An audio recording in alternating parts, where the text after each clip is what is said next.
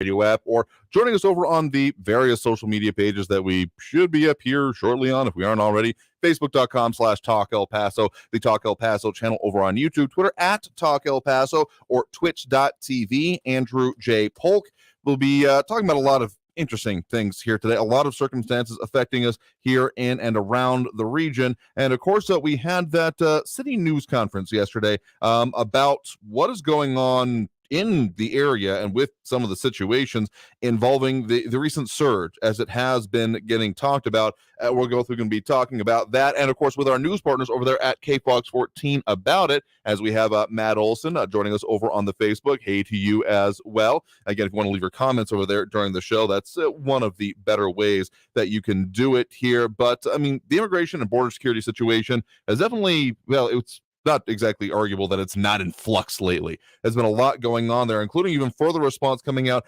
after the city's news conference yesterday. But also there's a whole lot more. And in that news conference itself, a lot of interesting points being made about how the city is handling busing as it has been coming out lately. As we also have Sean Gardner over on the Facebook. A good afternoon to you as well, because that has been, as I've kind of described it, another bit of sea change that has been happening with the regional immigration response that has happened, where it has usually been a part of, well, essentially that it was being held, as we also have James Holmes, or Holmes James, let me know the right way to say that, if it's a backwards name thing or if that's the right way to say it, saying, here we go, let's get into this. Yeah, a lot to get into here today. So definitely a lot more on the immigration response, those parts of it, and also some of the in-depth stories in our region being reported on, again, by our news partners over there at KFox14. Have a Stephanie Seifert here on with us a little bit later here in this hour, as we usually do on Wednesdays. But, okay, James Holmes, I was assuming so, but you never know on the internet these days here, so I appreciate the clarification.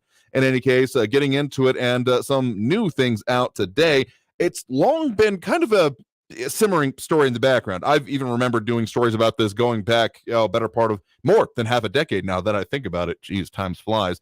In any case, what I'm talking about here is El Paso Police Department and the staffing levels, specifically the amount of officers that are available to go out at any particular time. I know at certain points there has been essentially 10 levels of response that El Paso Police would do that fall essentially into three different categories of being like emergency, right now, life and death, to very serious, to lower priority. I mean, there's an argument that anything being called about for police to go out is pretty serious, but even within there are gradients here. But it has been long been said in other ways that if it's not the top tier of emergency response, oftentimes, I mean, I've talked with people who had waited for upwards of 10 plus hours here.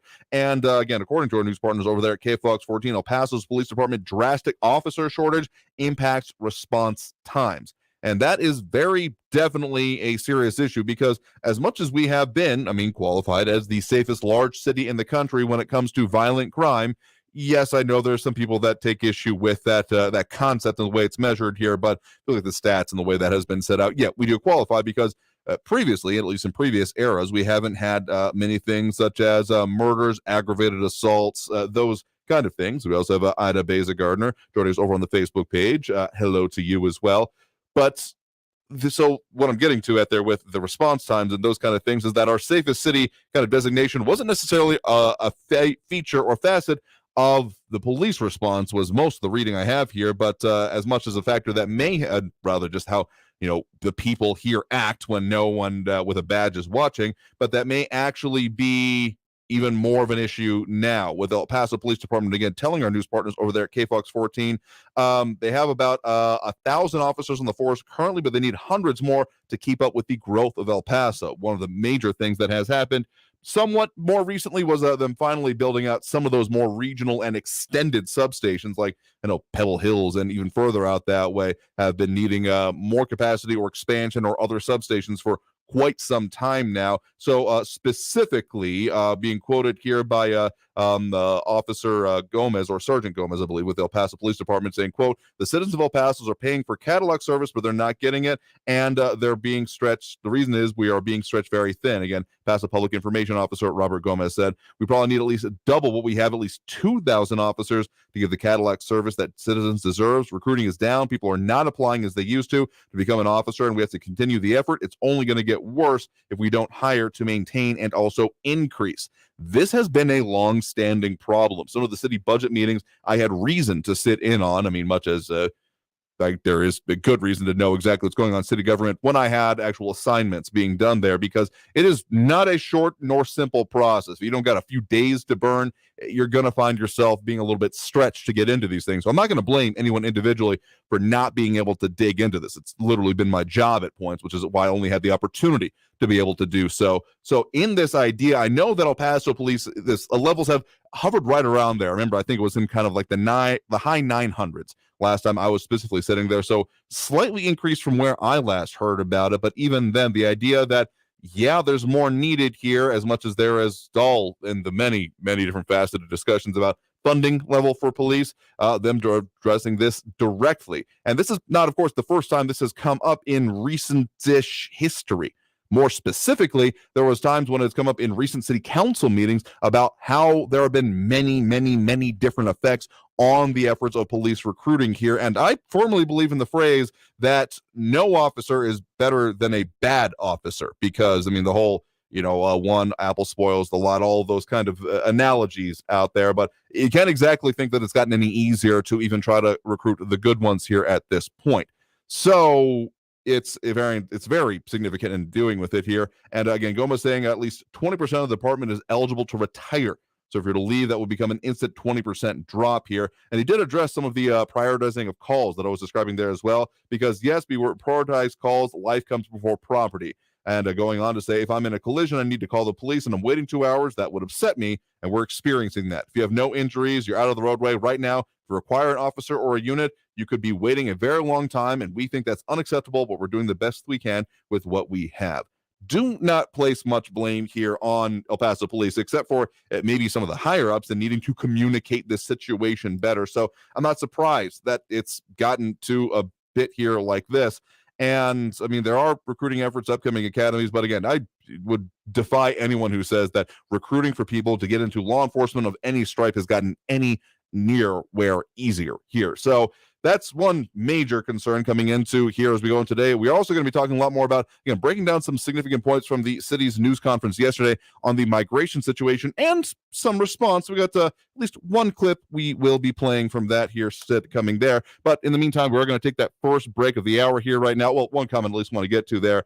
Fluctuating menacing, stay armed, my friends. I would just add the asterisk of responsibly armed, as I usually do. But Maria Coleman adding, it must be difficult for policemen to do their job. There has been a hate on cops campaign in the last few years. There's no incentive to arrest people if they will be released. Also on a different aspect, and combining some other local issues here. Haven't necessarily heard that directly from those in the law enforcement community, but I think it would be a fair guess to make that's probably some of that sentiment going around here. Again, comments over on the social media, if you want to leave those, feel free. One of the better ways to do so throughout the show. But coming up in the next segment, again, checking with the Stephanie Seifert and our news partners over there at KFOX 14 on some of the more in-depth stories of recent times here in the last week or so, plus what's coming up tonight and some of the other bigger ones that are still causing effects and other rumblings in the Borderland. So stay tuned for all of that. You are, of course, tuned in here to Talk El Paso, airing live on News Radio 690 KTSM. I'm your host, Andrew J. Polk, taking that first break of the hour here right now. Again, coming back with more on those in-depth stories. So keep those comments coming. We'll open up the phone lines a little bit later.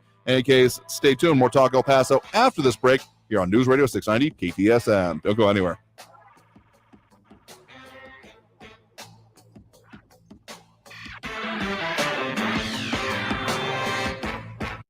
Traffic all day. News Radio 690.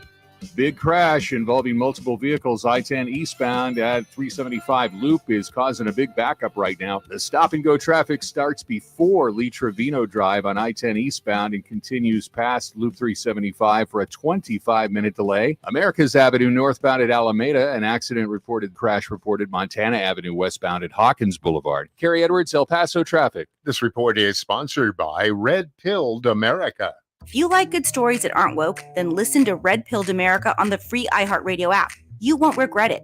We tell the stories you want to hear and changing hearts and minds in the process. Listen to Red Pilled America every week on the free iHeartRadio app. That's Red Pilled America. You wash your hands and brush your teeth, but what about your nose? How do you clean your nose? with Navage. Navage pulls saline in one nostril, around the back of the nose, and out the other nostril, flushing out allergens, mucus, dirt, and germs, and it's why nose cleaning is the next evolution in daily personal hygiene. People try Navage for lots of reasons: sinusitis, allergies, snoring, things that make it hard to breathe through your nose. But over time, they also find that cleaning their nose makes them feel better, a lot better. Nearly 3 million Navage users have written more than 100,000 reviews, averaging 4.7 stars, saying things like, best product I've ever used, and amazing, I love my Navage. That's because Navage helps you breathe better, sleep deeper, and snore less. But the biggest payoff is improved health. Here's the key point. Navage is good personal hygiene, and it's going to help you stay healthier. At Walmart, Walgreens, CVS, Rite Aid, Bed Bath, Target, and online. Navage, Navage. Clean nose, healthy life. iHeartRadio Earth is here with little tips for a healthier planet. Running your car's air conditioning is the main contributor to reduced fuel economy in hot weather. Improve your fuel economy in hot weather by putting the windows down at lower speeds and using the AC with windows up at highway speeds. Brought to you by iHeartRadio Earth and the National Environmental Education Foundation. To find more tips for smarter, sustainable living or to take action in your own community, go to iHeartRadio.com/Earth. Do you find yourself stuck in a timeshare? Get the real facts about the timeshare industry and your options for cancellation. Chuck McDowell, founder of Wesley Financial Group, beat the largest timeshare company in federal court and has put together a free information guide that reveals the secrets the timeshare industry doesn't want you to know, including the 5 ways to get rid of your timeshare. Call now and get this timeshare cancellation guide absolutely free. Call 800-738-9900. That's 800-738-9900. Always just minutes away from the latest news around town and around the world. You need to know what's going on. News Radio 690 KTSM. News Radio 690 KTSM El Paso. Live from the KTSM AM 690 studios, it's Talk El Paso with Andrew J. Polk. To be a part of the show, follow on Facebook at facebook.com/Talk El Paso. Now here's your host, Andrew J. Polk.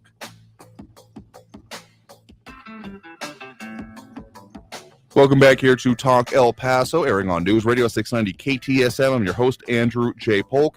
Thanks for tuning in however you may be doing so, be it on air, online, live, streaming through the free and reliable iHeartRadio app, or joining us over on the various social media pages we're up on these days, facebook.com/Talk El Paso, the Talk El Paso channel over on YouTube, Twitter at Talk El Paso, or twitch.tv, Andrew J. Polk. Of course, a lot of ways you can comment over on most of those pages, pretty much all of them. Twitter's more of a DM thing.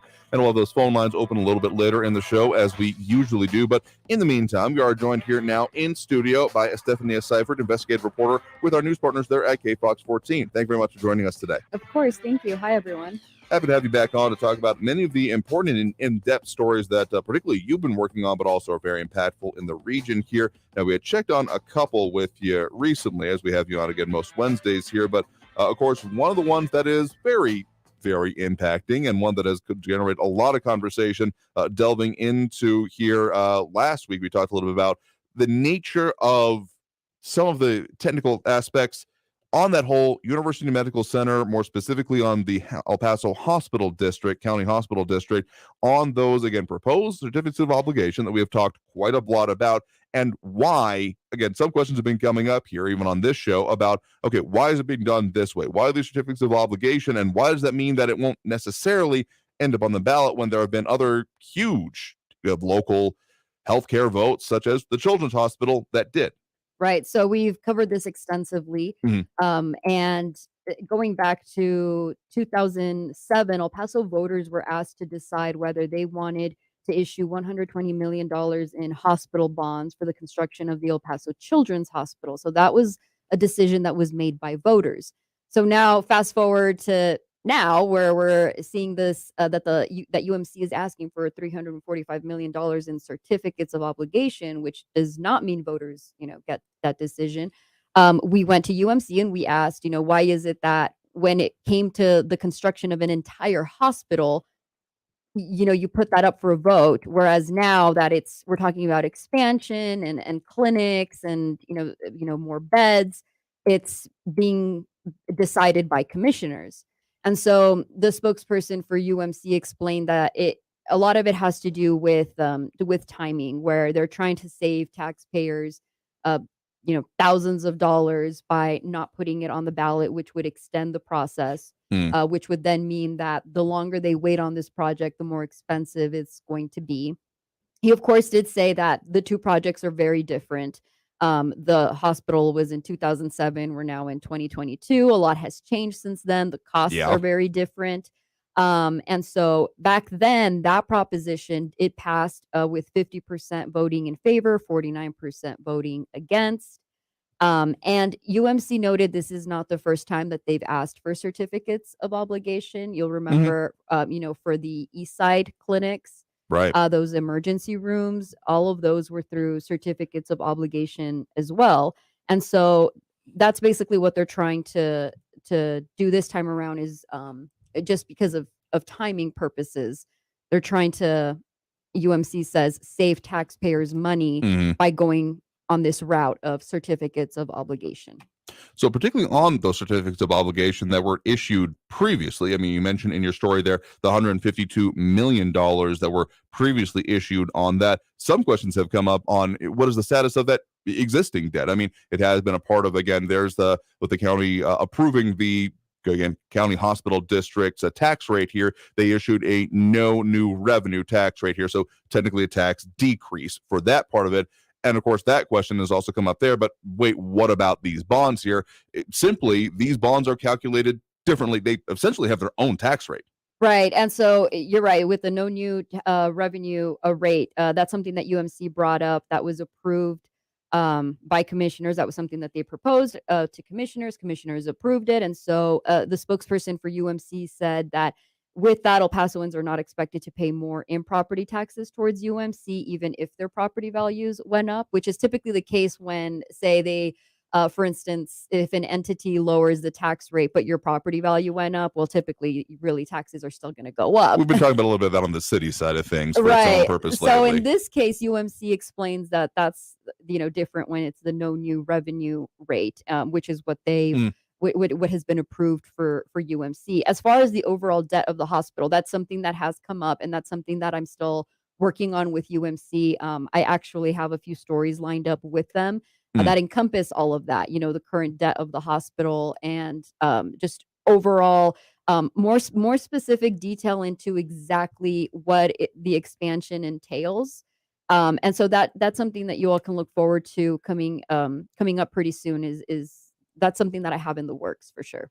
Again, guest right now, Stephanie Seifert, investigative reporter with our news partners there at KFOX 14, getting a little bit deeper preview than we usually do on some of your upcoming reporting there. But of course, stay tuned for that here, and you can find her reports coming up. Again, a new one coming up today that we'll talk to you about in a minute. That'll happen on KFOX 14 News at 9. But otherwise, finding all of her previous story, including the one we're talking about right now, over there on kfoxtv.com. Just click under the KFOX 14 Investigates tab. This story titled, the one we're talking about right now, Why is University Medical Center's $345.7 million proposed expansion not on the ballot here? And of course, you've had more that you have been reporting on, including the one out as of this week on that whole legal kerfuffle in a different way and involving different parts or millions, so to speak, here between El Paso Water and the state of New Mexico, or Department of the State of New Mexico anyway.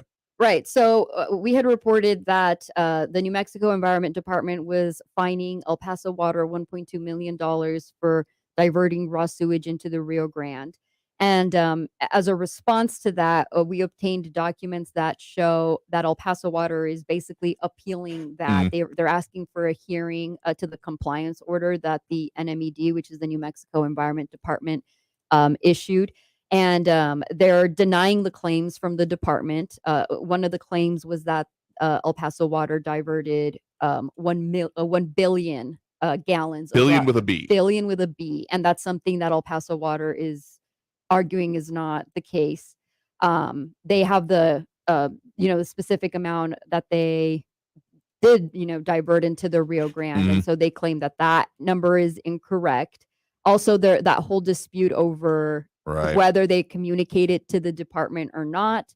As I mentioned, I had previously done a story about filing open records with El Paso Water to see what documentation they had, email exchanges with NMED. they were included in those emails. In fact, one of the NMED's staff members was included in the inspection that the EPA did of the Rio Grande during that time. And so that's something that I did bring forth to NMED and asked, I'm seeing in these documents that you all were involved. Why is it that you all are saying that that wasn't the case? And that story is also on our website. If you all are interested in reading more about it, it gets a little complex just because it's a lot of back and forth between these two entities. But ultimately, what this story uncovered is that El Paso Water is appealing, saying that the New Mexico Environment Department does not have jurisdiction over, this utility in Texas. And so now that they've requested a hearing, we're just kind of standing by to see what comes from that. And there is the possibility of a settlement. So we don't know if that's something that is going to happen or really what happens next. Yeah, and the detail there is there on your story here. Again, titled El Paso Water Appeals $1.2 million fine from NMED over raw sewage in Rio Grande here. Talk about that situation a lot here. And as part of the story, you've got the dozens of pages of the filings so far and the responses back and forth. I mean, it's been meticulous so far with most of this here. So again, people want to see that and the series of stories you and of course KFOX, our news partners there, have been reporting on. People can really delve into it and really sink their teeth into it if you want to here. But so again, the real upshot now is that we're waiting to see more on what happens here. But again, that possibility of a settlement, because part of the major issue comes at 6 in my mind anyway with NMED is essentially that they weren't notified. Like, sure, there was, impacts to them, even though, I don't think people would be blamed for wondering, wait, it was being diverted from like the valley. Well, how is that going through, the upper valley, of course, here, but how is that affecting, say, New Mexico? But after we get into some of the Juarez areas, there still is kind of watershed issues and things like that. That is part of the concern here, but really comes down to the notification, which is why them being involved in it kind of muddies the waters on what exactly is the issue here. Right. And also mentioned in the documents, El Paso Water says that to their knowledge, there is no contamination of the groundwater, which is, I think, one of the claims that New Mexico is making, is that the groundwater in Sunland Park, because a lot of people depend on wells, it was contaminated. And so that's also in there, their response to that, which they say that they have no knowledge of there being contamination of groundwater. There's also a breakdown of how NMED came up with the calculations of the penalty of the 1.2 million. So if y'all are interested in reading exactly how they came up with that number, that's also on the web story. Again, the title of that web story, again, El Paso Water appeals $1.2 million fine from NMED over raw sewage in Rio Grande. Find that at kfoxtv.com or just go under the KFOX 14 Investigates tab there. So those are some of the ones we've done recently here. And you got another one, of course, coming up tonight. Right. So the one tonight came up because I have had people tell me that ask me, why is it that there aren't businesses or more businesses in Sunland Park, in the city of Sunland Park? And so if you think about it, there really aren't a lot of or any, fast food restaurants or national, big chain stores. And so that's something that I took to the mayor, along with a lot of other questions that people have asked me about, just the economic development of Sunland Park, the infrastructure of the roads there, what the future of Sunland Park holds. I think we heard a little bit about that when cannabis was legalized in New Mexico. Right. We had heard from the mayor who had said that, they're working on an entertainment district, on a sports complex. But I think people want to see first the development of other things, and so they're kind of asking for the status of that. And that's basically what this story is about, is, what's next for Sunland Park and what's the timeline for that. Okay, so again, that'll be coming up today. KFOX 14 News at 9, and with the web story to be posted over on kfoxtv.com. Again, people can find that story and all of your previous ones and the in-depth there under the KFOX 14 Investigates tab there, again, at kfoxtv.com. Again, guest right now is Stephanie Cipher, an investigative reporter with our news partners there at KFOX 14. We got to take that next break right now, but coming out of this break, we'll talk a little bit further about some of the other big stories going on in and around the area. So stay tuned for more here on Talk El Paso after this break here on News Radio 690 KTSM.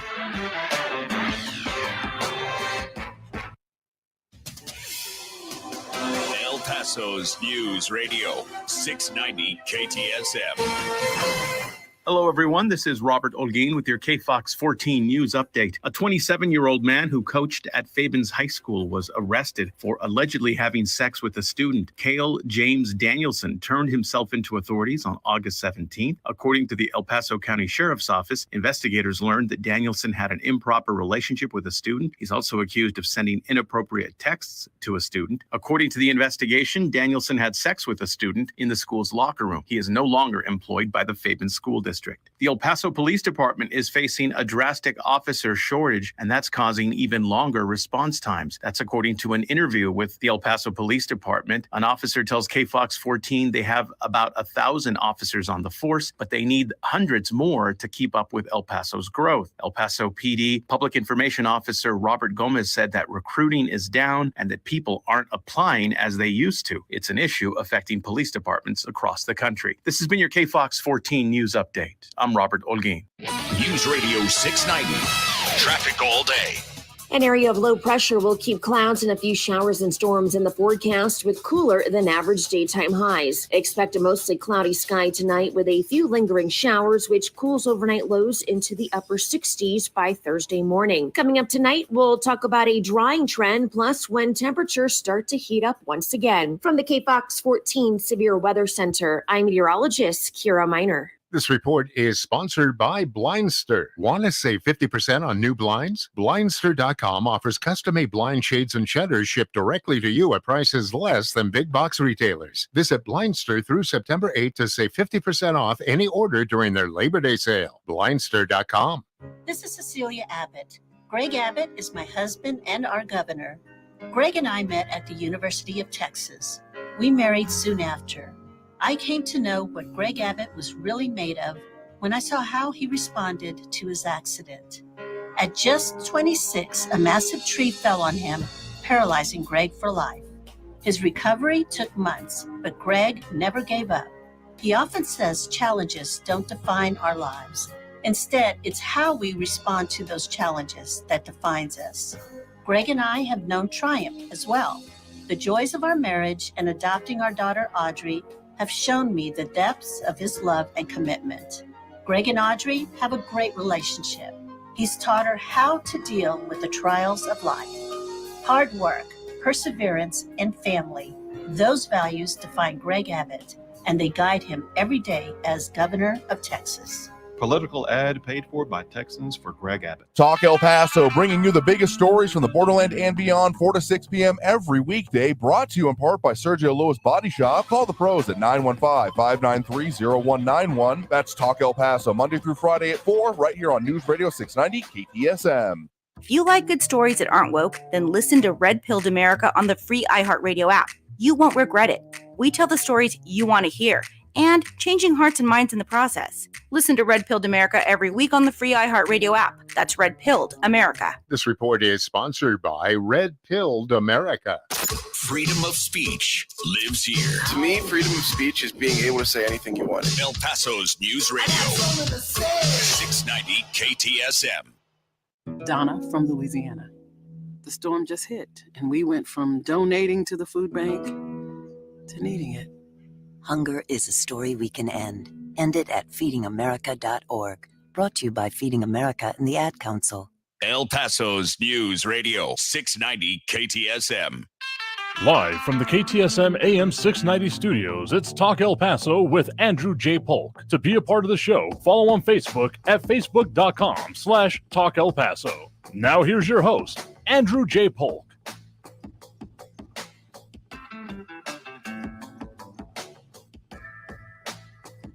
Welcome back here to Talk El Paso, airing on News Radio 690 KTSM. I'm your host, Andrew J. Polk. Thank you very much for tuning in, however you may be doing so, be it on air, online, live streaming through the free and reliable iHeartRadio app, or joining us over on the various social media pages. We're up on these days with the full video that we have over there, Facebook, YouTube, Twitter, and Twitch, either under Talk El Paso or Andrew J. Polk. You can, of course, comment on pretty much all of those. Again, Twitter is more of a direct message or a response to tweet kind of thing here. And we will have those phone lines open a little bit later this segment. But again, in the meantime, joined here still in studio with Stephanie Cipher, an investigative reporter with our news partners there at KFOX 14. Thanks for sticking around with us. Of course. A lot of things to talk about here. And of course, been talking about some of your in-depth work, but a lot of stories that have been very much impacting in and around the region here today, such as the recovery still ongoing from the train derailment that happened in the Barton Street neighborhood here, and neighborhood residents kind of speaking out against what they say have been going on in the neighborhood before this, even saying that they feared something like this would happen long before the actual incident this week. Right. And so we learned that according to police, there was work that was being done on that portion of the track earlier in the day before the train derailed, and there was a derailment device that was installed, which was supposed to protect oncoming trains. But at the time of the crash, the train engineer was given clearance to go ahead, and the derailment device was still there. It hadn't been removed. And so the conductor, a 49-year-old, was killed in that train derailment. And like you mentioned, it was a conversation that even came up in our newsroom from people who live in that area or have family who live in that area, that's always been a concern of theirs. An incident like this, where in this particular case, I think the train hit the backyard of one of the homes on Barton, and that's what caused the gas leak. Right. And I think that's the reason that so many, that there was that evacuation, and, that fear that people have always had of the train so close to the homes in that area. Definitely something that was, very sad. We have a statement from Union Pacific on that, on this article about that, and how they do have, employee assistance for, those who obviously knew the conductor who was killed and whatnot. Something that's really tragic to have happened. Yeah, no, absolutely here. And so, I mean, I know the train derailment device may sound kind of like weird to understand. Like, why would you put that, something that could derail a train here? But the way that it was better, it kind of came to think about it anyway, is that essentially they were doing work on the railroad itself here. And so what happens when we do, say, regular road work? They will put up barriers to make sure traffic can't go through, because if they're sitting there and a vehicle, in this case a train, were to come through, they would be a very bad situation for the workmen happening there. So think of it very much kind of like the Jersey barriers we would see when, say, work happens on I-10, except in this case, if there was a barrier still left up on I-10, you might be able to swerve around it, whereas a train absolutely cannot, and not even come to a stop here, because some of the huge freight trains we come in this area, people may have heard the PSAs that it can take up to a mile to stop here. So, a real tragedy of errors going on here. And it appears to have been a routine maneuver, when there's an arriving train, from what Union Pacific had mentioned. But yeah, definitely something that had residents a little, shaken up for sure. Absolutely here. And of course, one of the other major stories we're talking about here as of this week, the ongoing city response here, but also some response coming in from some of the nonprofit community dealing with the migrant immigration and the busing situation we're talking about here in town. Of course, we had that city news conference yesterday that we've talked about a little bit before here in the show already, but then also now it was noted that, and actually now response coming from, and stories that you all had about how the director of Annunciation House was not a part of that news conference because of concerns that he has and for his organization then on how this is being handled. Right. So Ruben Garcia, the director of the Annunciation House, told us last night that he's concerned with how the city of El Paso handled this, recent surge. He says the solution is not to politicize the situation involving the state and the Lone Star program. He says that it's just politicizing what the need is, and that it's not at all helpful to the situation. He was invited to be part of that news conference yesterday, but he chose not to be part of it. He says that, he's worked with the city in these types of situations in the past. And as I mentioned, he declined because he wasn't involved in the buses that have been transporting migrants out of town. Yeah, we've been talking a lot this week, particularly ever since really last week when County Judge Ricardo Samaniego talked about some of the roundtable meetings they were holding about this recent surge we are seeing immediately in our area and having to deal with that. We've been talking a lot about on this program anyway, about how that nonprofit response in El Paso, that kind of, I call it the microcosm of Annunciation House related organizations, because they're not the only one, but it all kind of, at least from the way I've seen it, revolves around some of these central efforts. A lot of them do their own things here, but the way it has previously been, at least before this whole idea of the busing and the Operation Lone Star, Governor Greg Abbott's increasingly expanded program that is largely present in other areas of the border outside of our region, our broadcast area, at the very least, other parts of the Texas-Mexico border here. And it has largely not been focused on major travel efforts. It had been largely almost individual levels of each individual, family or person that was then usually delivered to Annunciation House or the other organizations by usually from ICBP, et cetera, whatever the relevant organization handling it at that point is. And then again, kind of the hospitality centers that were set up, those kind of things were on a very case-by-case basis. But the goal pretty much always was to then get people up and out and to final destinations and then awaiting their immigration court date after that. So this response here definitely different than the way it has existed previously, even in previous other kind of crisis situations when we had, say, Christmas Day, Christmas week, a few years back when we had a release where there wasn't that coordination between, federal officials and local organizations. There was quite a response mounted there, but it still fell into eventually the very similar vein here. So this is a very different response with the city government and county, to an extent, all of these local government organizations being more involved with the busing. Right. And something that Ruben Garcia mentioned to us last night was that he doesn't think that the burden of in these types of situations should fall on border communities. And he thinks the city and the county need to work with organizations that are outside of El Paso. In this particular case, the majority of the migrants are from Venezuela. Yeah, this is something that we've extensively covered this week and last week. Absolutely. So there are multiple stories on this if you all are interested on reading up, because it is a lot of information and it's very new. The process, it's not something we've seen before, as you mentioned. Yeah, different thing as things are almost continually changing. That's been the one kind of constant across all of these issues involving immigration since last decade practically has been change is the only constant here. Again, that's Stephanie Seifert, investigative reporter with our news partners there at KFOX 14. Find the stories we're talking about here, including her investigative work over at kfoxtv.com. And particularly for Stephanie's work, click under the KFOX 14 Investigates tab here. So we're, of course, going to be talking a lot more about the immigration situation as we keep having updates and further responses to that here. But then also on the education side of things, been some interesting stories out lately. You, of course, have done a lot of reporting on some of the things at the start of the school year, but we've had a couple of specific responses here, such as a lot of interest yesterday in that story involving an English class at Franklin High School and that specific phrase, MAPS or minor attracted persons here. And so we went into that in depth there about the 18-second video clip that you all do have posted over there, and then response both from the community and at least one student purporting to be from that classroom saying it was taken out of context here. But really what I want to ask you about is then the district response to it here, because it's been kind of twofold, saying they will be looking into it, investigating it, but otherwise they're not really going to comment, as it is essentially a personnel issue is the way they're calling it. Right. So the district did release a statement saying that there was an incident that happened in a classroom and that they were investigating it. Not much was said. And that's a typical response we usually get from school districts when it has to do with personnel matters. Another example is, we recently, I think it was yesterday, had a story about a teacher or a former teacher at Fabens being accused of an inappropriate relationship with a student. We had a very similar statement from Fabens ISD saying, we do not comment on, personnel matters. This is something that, is being investigated, but this is, a former employee.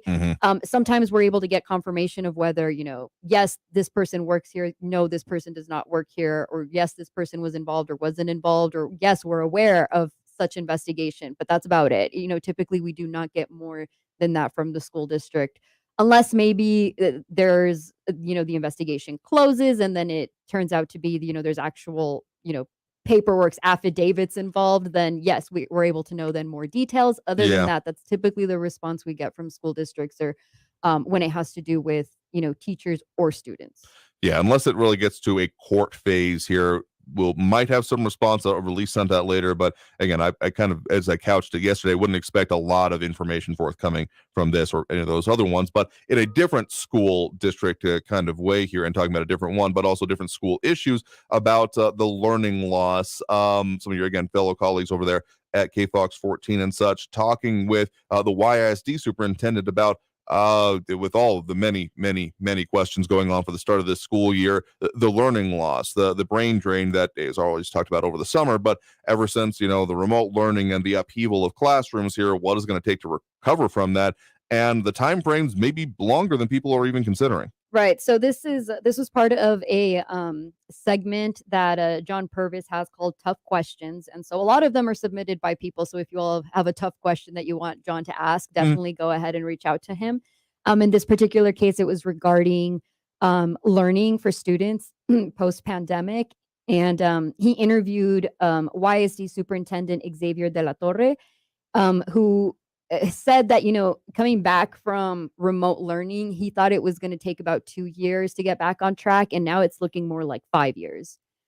Just because, and it's not even here locally. It seems like even nationally, they cite a Harvard study that says that they found that the learning loss among public students was anywhere between 3 months to more than a semester as a result of, learning from home during the pandemic.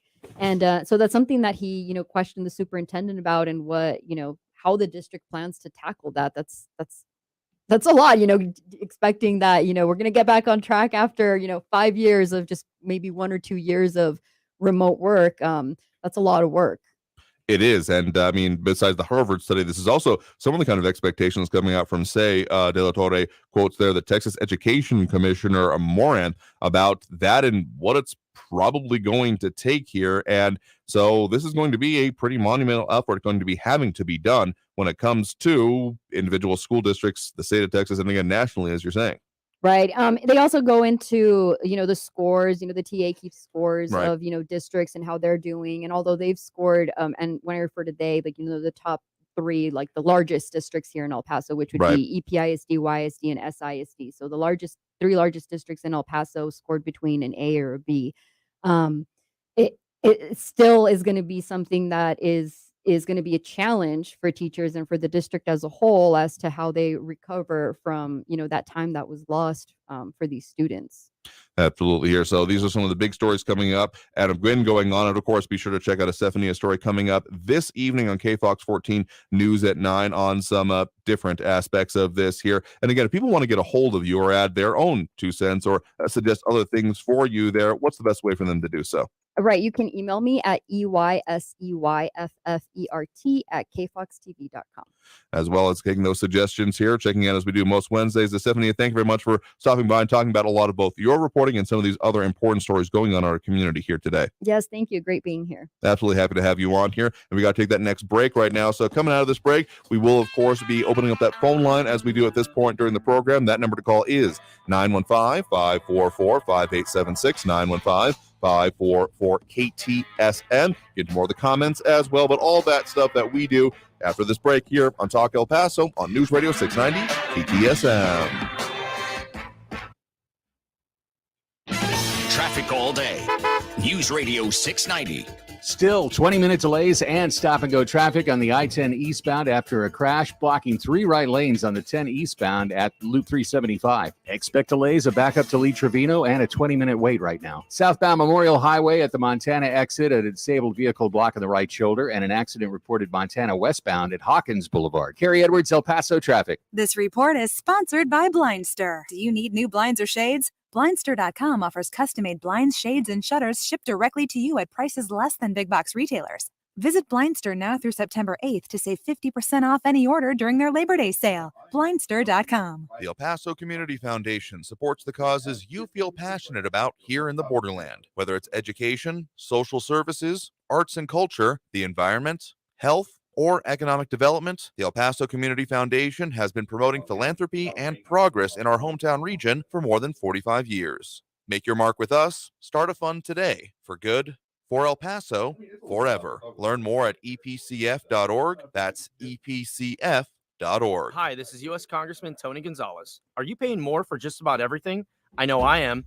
Inflation is costing Texas families thousands of dollars more for everyday goods like groceries. That's why in Congress, I'm working against reckless government spending to help put a stop to skyrocketing inflation. If you have any questions for me about my work to combat inflation, please do not hesitate to reach out at 210-806-9920 or online at gonzalez.house.gov. Paid for by official funds authorized by the House of Representatives. Maybe you've had to put off a health appointment or two during the COVID-19 pandemic. But if you're 45 or older, there's one test you shouldn't put off any longer: regular screening for colorectal cancer. Colorectal cancer is a leading cancer killer, but it can be prevented with regular screening starting at 45. There are more screening options than ever before, including at-home tests. It takes guts to put your health first. Ask your doctor about your options today. Visit cdc.gov/screen4life for more information.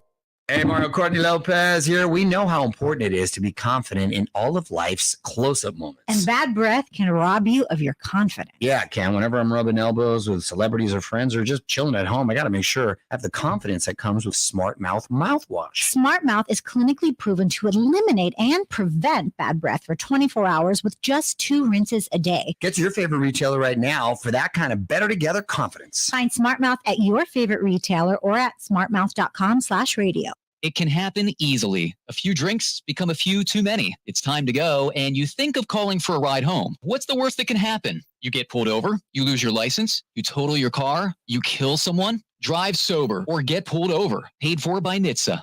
If you like good stories that aren't woke, then listen to Red Pilled America on the free iHeartRadio app. You won't regret it. We tell the stories you want to hear, and changing hearts and minds in the process. Listen to Red Pilled America every week on the free iHeartRadio app. That's Red Pilled America. News Radio 690 KTSM. Live from the KTSM AM 690 studios, it's Talk El Paso with Andrew J. Polk. To be a part of the show, call 915-544-KTSM or follow on Facebook at facebook.com/Talk El Paso. Now here's your host, Andrew J. Polk. Thank you all so very much for joining us here for Talk El Paso, airing live on News Radio 690 KTSM. I'm your host, Andrew J. Polk. Thank you for tuning in, however you may be doing so, be it on air, online, live streaming through the free and reliable iHeartRadio app, or joining us over on the very many social media pages we're up on these days, facebook.com/Talk El Paso, the Talk El Paso channel over on YouTube, Twitter at Talk El Paso, or twitch.tv, Andrew J. Polk. A lot of comments coming in there a lot during, of course, our interview. Thanks again to our guest for today, Stephanie Out, checking with us from our news partners there at KFox 14, as we do most Wednesdays. A lot of big stories going on, and even more we'll be delving into here. Tell you what, got a lot of comments that have come in there. Got a lot of people leaving there or calling out shots in some case here. Keith Weldon actually suggesting one more maybe to look at. Have they investigated the disparities between Socorro ISD's version of the lockdown last Friday as opposed to what those of us listening to the scanners as it happened?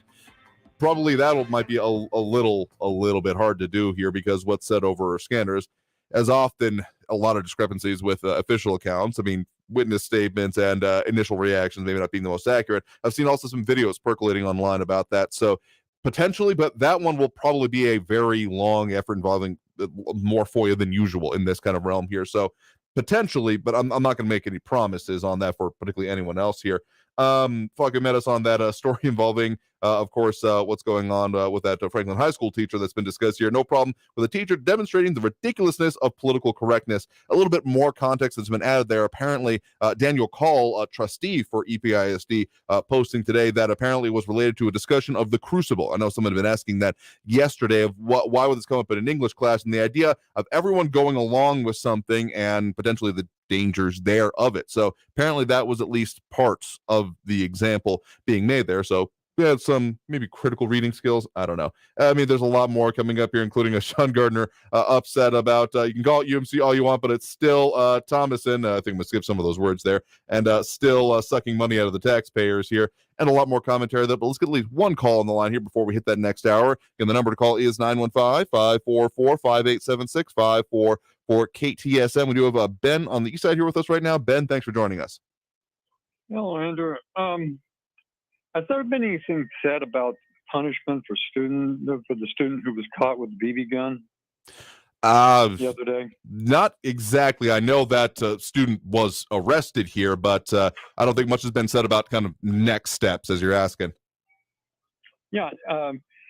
We're going to continue having this problem come up over and over again as long as there is no swift and punishment that comes down on these kids. If there's got to be some consequences for their actions. Otherwise, if you don't take away some kind of their freedom, maybe community service, 100 hours or something like that, making it to where they are going to give up something for their actions, this is going to keep on going on and on. Mm.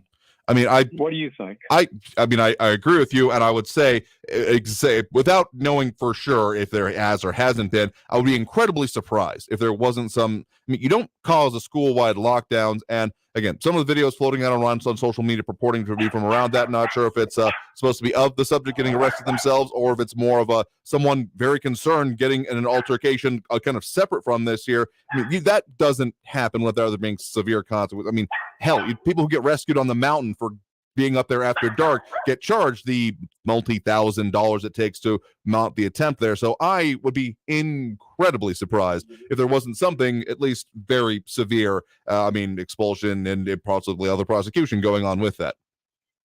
I just hope there is. I mean, there doesn't seem to be any punishment for adults in this town, so we might as well, maybe send a message to the youngsters here. Also, why has it become the responsibility of El Paso, one of the poorest cities in the U.S., to take care of illegals crossing our border?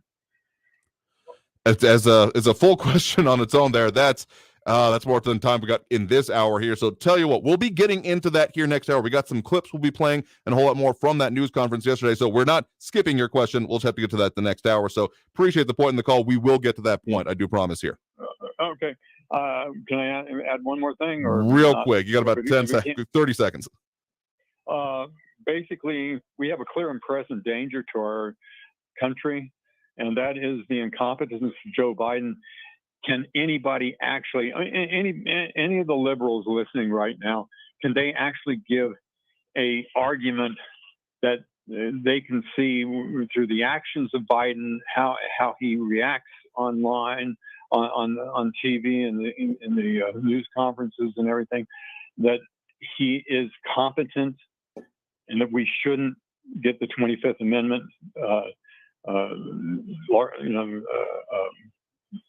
taken for him?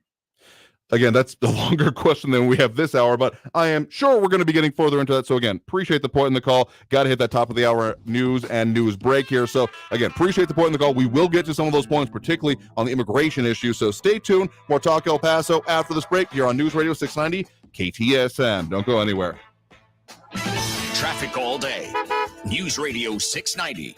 Still 20-minute delays and stop-and-go traffic on the I-10 eastbound after a crash, blocking 3 right lanes on the 10 eastbound at Loop 375. Expect delays, a backup to Lee Trevino, and a 20-minute wait right now. Southbound Memorial Highway at the Montana exit, a disabled vehicle blocking the right shoulder, and an accident reported Montana westbound at Hawkins Boulevard. Kerry Edwards, El Paso traffic. Cashback is not available on gas in New Jersey and Wisconsin. Susan, I'm sorry I'm late. Traffic is terrible. It sure is. But on top of that, gas prices have been skyrocketing. I can't believe how expensive gas has gotten recently. Prices at the pump are up, but I never pay full price for gas anymore. I just use the free Upside app that pays you cash back for every gallon of gas you buy. Wait a minute. Are you saying you actually get paid cash when you buy gas with the Upside app? Yes, I get real cash back every time I buy gas. And does that actually add up to anything? I've made around $200. Wow, that's serious extra cash. I'm downloading the free Upside app now. Download the free Upside app to earn real cash back every time you buy gas. Use promo code GREAT for an extra 25 cents per gallon cash back on your first fill up. You can cash out anytime right to your bank account, to PayPal, or any gift card for Amazon and other brands. Just download the free Upside app and use promo code GREAT for a 25 cents per gallon bonus on your first tank. News on the hour and a half.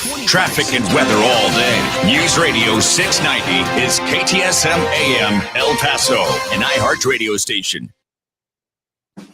NBC News Radio, I'm Brian Shook. President Biden has spoken with the mayor of Jackson, Mississippi about the ongoing water crisis there. The president last night immediately approved the governor's emergency declaration request, directing his team to surge assistance. White House Press Secretary Karine Jean-Pierre said the federal government is committed to helping the people in Mayor Chokwe Lumumba's city. Serena Williams is set to resume her farewell tour at the U.S. Open tonight. She has a second-round singles matchup with the number 2 women's tennis player in the world. The 23-time Grand Slam champion cruised to victory in the first round Monday night. The tournament figures to be the last for the 40-year-old Williams, who's expected to retire afterwards. Wall Street is closing out the last day of August in the red. Investors have been selling since Federal Reserve Chairman Jerome Powell spoke last Friday. He said the central bank would work hard to combat inflation. A new report says the Department of Justice will likely wait until after the November midterm elections to announce any charges against former President Trump. Lisa Taylor reports. Bloomberg noted this includes anything surfacing from the FBI searching his Mar-a-Lago residence on the probe into his efforts to overturn the 2020 presidential election. The unsealed warrant revealed prosecutors were searching his home for evidence of improper handling of government materials or any Espionage Act violations. Prosecutors are traditionally blocked from making major moves in an investigation 60 days before an election, which is September 10th of this year, to stop any influence around a candidate or party. While Trump isn't on any ballot this year, he has endorsed candidates that are. I'm Lisa Taylor. 7 cadets at the Coast Guard Academy have been disenrolled for refusing the COVID-19 vaccine. The Day reports their requests for religious exemptions from the vaccination requirements were denied. You're listening to the latest from NBC News Radio. New gun permit and gun carrying laws go into effect tomorrow in New York State. Scott Pringle reports. Governor Kathy Hochul says getting a concealed carry permit in New York State will be a lengthy process. An in-person interview, household members' contact information, as well as reviewing social media. They also will undergo a 16-hour classroom training and a 2-hour live firearm training safety course. This is in response to the Supreme Court decision to strike down part of New York's gun laws, allowing for greater access to gun permits. And even if you do get a permit, guns will still be banned in numerous sensitive locations. That includes schools, churches, and Times Square. The first diagnostic test for long COVID is being approved for use in Europe. The blood test was developed by Incell DX of San Carlos, California. It's ready for its formal launch in September, and major healthcare providers have already signed on to offer it to patients. The New York Yankees and a firm backed by NBA superstar LeBron James and rap superstar Drake are reportedly about to buy a stake in the Italian soccer club AC Milan. Phil Hewlett has the details. The Financial Times reports the group will become minority investors in the soccer franchise. LeBron James and Drake would be considered passive owners of AC Milan. The deal is said to be worth more than $1.2 billion. James also owns stakes in baseball's Boston Red Sox, the NHL's Pittsburgh Penguins, and Liverpool FC of the English Premier League. Pennsylvania's Hotel Bethlehem has been named the best historic hotel in the country. The designation came from USA Today and was the second straight year the hotel has been named. Manager Bruce Haynes said in a statement that the hotel couldn't ask for a better way to celebrate its 100th anniversary. The Bethlehem landmark beat out 12 other famous hotels, including the Peabody in Memphis and the Grand Hotel on Mackinac Island in Michigan. Brian Shook, NBC News Radio. Now your chance at $1,000 and a trip to our 2022 iHeartRadio Music Festival. Text the nationwide keyword music to 200-200. You'll get a confirmation text and info. Standard data and message rates apply in this nationwide contest. That's music to 200-200. Keep listening for the next chance to win your way to our iHeartRadio Music Festival, September 23rd and 24th at T-Mobile Arena in Las Vegas. Tickets are on sale right now. AXS.com. Stream it free on the CW app and CWTV.com. Brought to you by T-Mobile. Switch to the network with more 5G bars in more places so you can experience your music whether you're streaming from home or from the front row. Plus, customers can get closer to the festival with VIP access, only from the leader in 5G coverage, T-Mobile. This report is sponsored by the Mark Moss Show podcast. We reached the tipping point this week. Big news regarding global money and energy just came out, and you better get ready. I'm Mark Moss, helping you navigate the decentralized revolution. So listen to the Mark Moss Show on the iHeartRadio app, on Apple Podcasts, or wherever you get your podcasts. Circle K is hosting Circle K Fuel Day with 40 cents off each gallon of gas between 4 and 7 p.m. on September 1st. Every participating location will also hand out 500 fuel discount cards for 20 cents off per gallon of gas throughout September. Circle K Fuel Day is all about rewarding you just in time for Labor Day weekend and to thank customers for their loyalty and end this summer on a high note. Fuel Day offer only available at participating Circle K fuel locations. Find out more. Go to CircleK.com. Let's face it, credit cards are pretty much a necessity. New tires for the car? Oh, here's my card.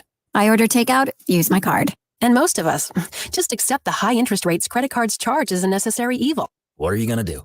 Get a low fixed-rate credit card consolidation loan from Lightstream from $5,000 to $100,000 and pay off those credit card balances. Apply online, and you could get your money as soon as the day you apply. The average credit card company charges over 19% APR. But with Lightstream, you can get a fixed rate as low as 5.73% APR with autopay and excellent credit. Now I can pay off my high-interest credit cards and save money with a much lower rate. Apply today at lightstream.com/radio and get an additional interest rate discount. That's lightstream.com/radio. Lightstream.com/radio. Subject to credit approval. Rates range from 5.73% APR to 19.99% APR and include a 0.5% autopay discount. Lowest rate requires excellent credit. Terms and conditions apply, and offers are subject to change without notice. Visit lightstream.com/radio for more information. The Stuff They Don't Want You to Know podcast delves into popular culture's most persistent mysteries. Now, there's something else that the guys at Stuff They Don't Want You to Know want you to know. They've got a new book coming out. Packed with illustrations, the Stuff They Don't Want You to Know book is written in the same smart conversational style you love hearing on the podcast. Available October 11th. Pre-order now at stuffyoushouldreadbooks.com or wherever you buy your books. News Radio 690 KTSM El Paso. Live from the KTSM AM 690 studios, it's Talk El Paso with Andrew J. Polk. To be a part of the show, call 915-544-KTSM or follow on Facebook at facebook.com/Talk El Paso. Now here's your host, Andrew J. Polk. Thank you all so very much for joining us here for Talk El Paso, airing live on News Radio 690 KTSM. I'm your host, Andrew J. Polk. Thank you for tuning in, however you may be doing so, be it on air, online, live streaming through the free and reliable iHeartRadio app, or joining us over on the various social media pages we're up on these days, facebook.com/Talk El Paso, the Talk El Paso channel over on YouTube, Twitter at Talk El Paso, or twitch.tv, Andrew J. Polk. A lot of stuff we're talking about here today, a lot of topics coming up, and it will continue to delve into here. And we are going to be, of course, taking those phone calls. Phone lines open now, 915-544-5876, 915-544-KTSM, along with all the comments coming in here. Sean Gardner apologizing for the bad word earlier. Honestly, probably could have gotten away with it, but I guess I'm feeling a little froggy today and not wanting to make that jump here, because it's surprising how both firm but undefined profanity law really is. So, yeah, you could probably get away with that kind of stuff here as long as it's not like the deadly words. Honestly, if I was ever to do a podcast on something about random topics that I know about, it would be how both the George Carlin bit about the 7 deadly words is both an excoriation about obscenity and the consideration of it in this country, and in a strange twist of fate, the actual case law when it comes to it. But that's a subject for a different day here. RJ also saying earlier, I can't believe they forgot to remove the derailment device. I mean, you said it. Trains don't swerve or stop on a dime. I feel bad for this crew and conductor. I mean, it's... Seriously, I mean, foobar and snafu and other phrases also come to mind with all of this here. Kathy saying, I'm curious as to why no one inspected the device, inspected the site there. I mean, the oversights happen, and it's not exactly a, lockout, tag out kind of thing that can be done there, I suppose. I mean, records are supposed to be meticulously kept. I mean, running like a railroad has different implications based on who you ask here. But, yeah, seriously, a huge issue there. Stephen Christopher, unhappy with Veronica Escobar, saying she's trying to make El Paso Paris Island for illegal immigrants. I'm thinking you mean Ellis Island there, but I think I get your point there as part of it here. And let's just say for some of the other comments, be careful what you wish for because you might get it here. Kathy Codry also saying the shutdown when it comes to education caused more than the virus, among other things here. And a lot more comments coming in here. Dropping those likes and reacts. We do appreciate. We do have Stephen Christopher, Robbie Flores, Monica Cervantes, Ida Beza Gardner, Flaco Jimenez, Matt Olson, and James Holmes. Glad we got that ironed out there. And Stephen Christopher clarifying there. Appreciate that. John Browston kind of excoriating voters on his own part, saying, unfortunately, El Paso has a bunch of voters who only vote for candidates with a D behind their name. I'm not going to dispute that by any means, but we have a lot, and I do mean a lot more voters that don't vote for any name with any letter behind it because they just don't vote. And I'm still, particularly when we've still got the majority of the recent elections we've had having single-digit turnouts, yeah, I don't need to get any more splinters on my feet from that very well-worn soapbox, but seriously, that's a really bad plan here. So we're going to get back to the phone lines here shortly, but I did want to get to one thing I teased at the top of the show, and I've actually gotten some interesting response, let's call it here. So yesterday we had that news conference happening, ending not even quite right before our show yesterday. So we were able to bring you some of the things being talked about there. And of course, we had a caller get on the line and talk about their experiences during the news conference. And of course, if you want to find out more about what's actually being said about it here, our news partners over there at KFOX 14, their story from yesterday: officials say migrant situation under control despite Texas State Guard called in to help. Of course, all the situations involving the 3-4 busloads now that have been sent out of town to mostly New York City, an attempt to send them to Chicago, kind of like we talked about a little bit earlier with Stephania Seifert, again there with our news partners there at KFOX 14. And saying that's largely due to this specifically being a group from Venezuela, about 500 people coming in this circumstance, and about 25 were dealt with here.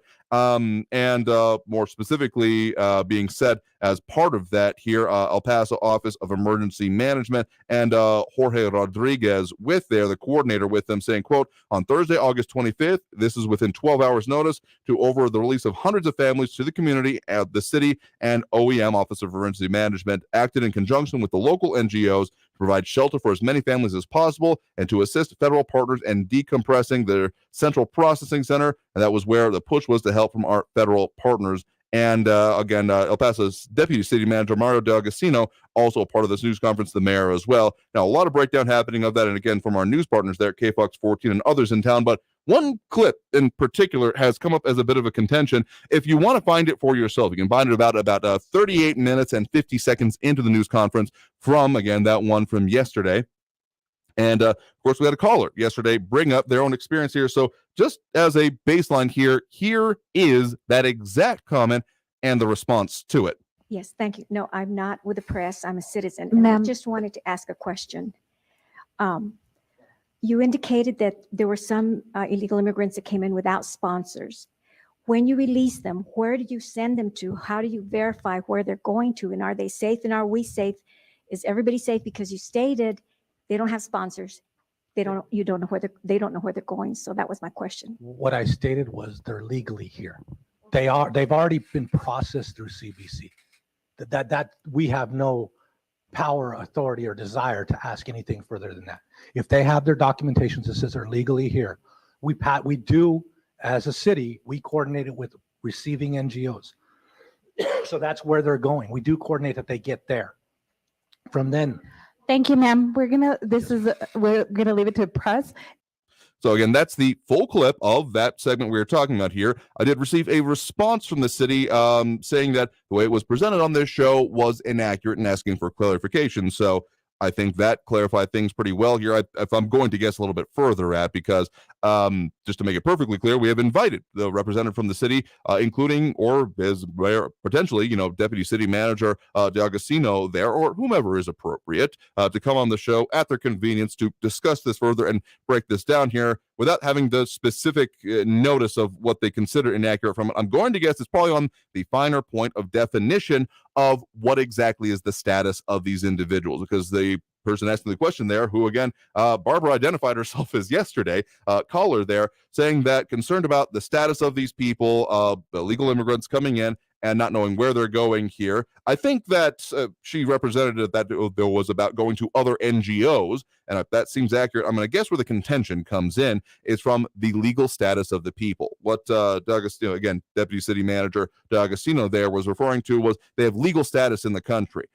We're getting real technical here, but let's just delve into it for a second. I believe what he is referring to, without having been able to speak with him further or have him on the show yet again, we have made the invitation, and hopefully we'll hear back from them on that, to have this be something where it is maybe not that they have permanent legal status, but they have the temporary legal status, as is given and transit travel papers, essentially, and the promise to show back up for the further immigration court date. We've had more than a couple discussions about the status of that is and what it is. So I think that is a point that was, again, point of contention being made coming from the city, but we will be happy to explore that further. Some of the other major points being made there, and again, what we talked about, the Annunciation House, it was brought up during the news conference of the absence of Ruben Garcia there, because as he has made it clear on his own, holding his own news conference separate from this yesterday, he has not been pleased with the city response so far, even though the city is taking on some of these other tools, essentially, when it comes to the busing or the use of the Texas National Guard. we are seeing that there is some disagreement even within the local nonprofit community on that here. And yeah, this is, of course, still a developing story as a part of it. Of course, for their part, Border Patrol, and according to our news partners there at KFOX 14, saying the agents are encountering about 900 migrants a day so far, and that under Title 42, many are still being returned to Mexico, but that the agency's Central Processing Center, El Paso, is releasing about 50 migrants a day. And those releases have reduced the overall numbers of migrants in custody. And you can see most of the full comments also over there from our news partners. RJ saying, a sensitive city, how quaint. Image conscious is more likely. Take it as you will here. So I just want to clear the air on that, make sure we are being very transparent with our process. So again, phone lines are open, even if I took up most of this new segment of the hour. If you want to get on the line, that number to call is 915-544-5876, 915-544-KTSM. We do have Frankie and Masia on the line with us here right now. Frankie, thanks for joining us. All right, right out of the box.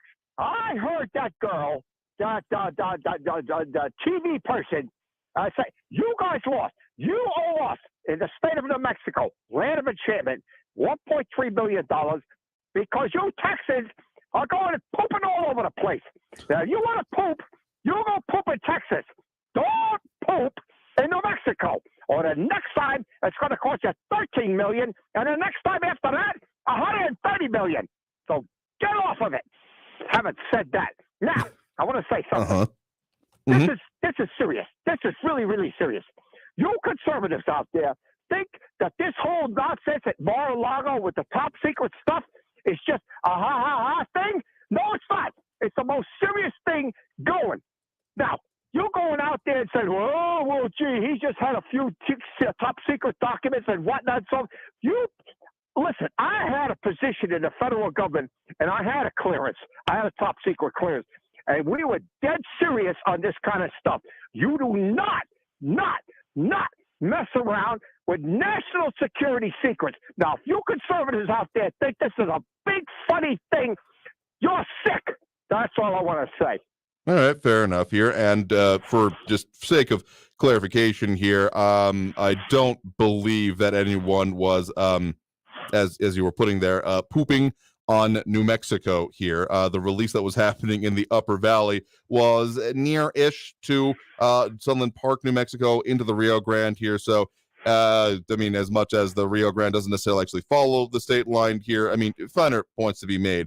But the real issue there, I think, is who is talking about the actual ability for one state to, say, fine another. I mean, I wouldn't be surprised if this continues on, if there's not the settlement that Estefania was talking about, that this could, I mean, potentially end up at the Supreme Court. But to your final point there, the very serious one there, I mean, yes, it is the undeniable power of a president to be able to declassify documents. That's not controverted here. Now, if that process was done or not, done verbally, I'm not honestly that interested in that. I'll wait for the investigation to come out, and we'll see what actually comes of that. I'm hoping they do it after. I mean, the fact that we're doing this here just smacks of other previous times when there have been announcement of releases and investigations in proximity to an election, which is it just bugs me in a way that, well, it's more than bug me. There's another word I want to use here.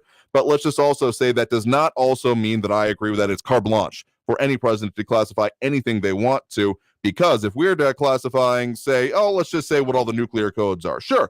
Maybe the power of a president to declassify that, but I think more than a few of us would have issue with that. So that is why, among other things, and a little bit more articulation of why I want to know exactly what happened there as much as can be. I mean, some of the reports are coming out about some of the people even picking up the boxes, having to be read into things or having their security cases checked here. I've also never held a clearance myself, but working with those that did and to make sure they could keep them. So very familiar with the way and the custodian of these records and how they need to be maintained. So yes, fully aware they're not to be messed around with, but that is why in the sum total of this, I want to see a full investigation, as I do with most things, as opposed to flying off the handle for the most part.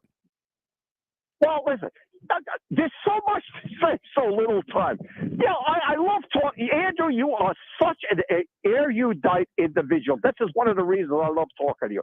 But let me say something. You know how often I go off the handle.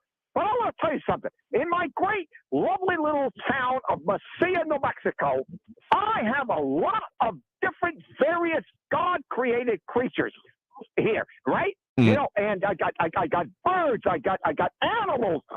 and so forth and so on. So this is what annoys me about the whole damn thing, okay? So that's all I want to say. Fair enough here. Well, thanks for the point in the call. Do appreciate it. All right. All right, have a good one there. We got to take that next break right now here. I'm not accusing anyone particularly of going off on the handle, but it's hard to deny that there have been people doing so on this and other points there. So anyway, a lot of commentary on the commentary. I love it, but we got to get to that next break right now. Again, you are tuned into Talk El Paso, airing live here on News Radio 690 KTSM. I'm your host, Andrew J. Polk. If you want to get on the line, had someone that may have dropped off if they thought we were going into another pre-recorded segment there, but we just had that short clip we needed to play. So if you want to get on the line, that number to do so is 915-544-5876, 915-544-KTSM. Back after this break with more Talk El Paso here on News Radio 690 KTSM. Don't go anywhere.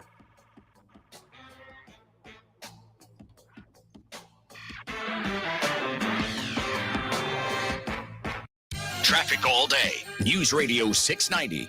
The 10 eastbound still a little slow after Loma Land due to that earlier multi-vehicle crash on the I-10 eastbound at the Loop. Earlier crash on the I-10 eastbound at the Loop is cleared, but the slowing remains. In the lower valley on Border Highway eastbound at the Zaragoza exit, an accident reported. Pebble Hills eastbound at Ivanhoe, another crash with injuries, and a crash reported Wrestler Drive northbound after Mesa Street. Kerry Edwards, El Paso traffic. This report is sponsored by Wendy's $5 Biggie Bag. Wendy's Biggie Bag is still just $5. Get a double stack junior bacon cheeseburger or crispy chicken BLT plus 4-piece nugs, small fries, and a small drink. Grab your bag at Wendy's today. Includes choice of double stack JBC or crispy chicken BLT with 4-piece nugs, small drink, and fries. U.S. price and participation may vary. Prices may be higher in Alaska and Hawaii.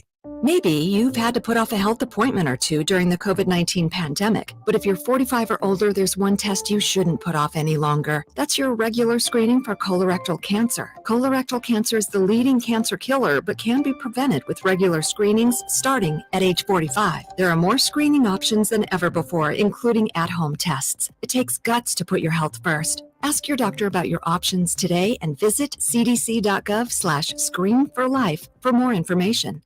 Pepe's New Mexican Restaurant and Cantina serves the old Griggs Mexican food recipes in a new location at 6761 Doniphan Drive. Enjoy great New Mexican food with cold beer and the one and only margarita from the Cantina. The managers and cooks from the original Griggs restaurant serve tacos, combination plates, and sopapillas. Get the best Mexican food in the valley at Pepe's New Mexican Restaurant and Cantina, 6761 Doniphan, near Loop 375. Call 877-2152. Here's football legend Howie Long for Skechers hands-free slip-in footwear. The world has gone hands-free, using the phone, turning on your lights, heck, even driving. However, if you want to put on a pair of sneakers, you still need to bend down and help your feet in. Until now. Introducing Skechers hands-free slip-in footwear. Let me tell you, these things are amazing. You don't need to lace up, and they're even better than your standard slip-on sneakers. This is next-level slip-in technology, where you don't need to reach down and help your heel in. You just step in, and off you go. It's that easy. So what's the secret? There's a special smooth comfort pillow in the heel that helps your foot slide into place, and also keeps your feet secure in heavenly comfort, which means they stay on just like a pair of laced-up sneakers. And you can even slip into them while you're sitting down. Make your life easier and go hands-free with Skechers' new hands-free slip-in footwear. You'll never have to struggle putting on your shoes again. Get hands-free slip-ins for the whole family at a Skechers store, Skechers.com, or wherever stylish footwear is sold.